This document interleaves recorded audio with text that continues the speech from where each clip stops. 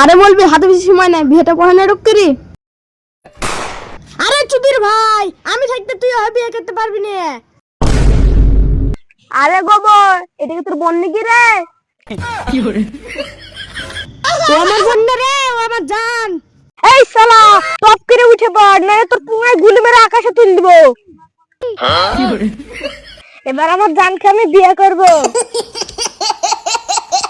এই শালা বলবি, তাড়াতাড়ি বিয়ে পড়া, আমার আর সহ্য হচ্ছে না। ভাই, তিনবার কবুল বলো, তোমার বিয়েটা হয়ে যাবে, ঠিক আছে? এক কবুল, দুই কবুল, তিন কবুল। আজকে আমার এতদিনকার স্বপ্ন পূরণ হলো। দেখি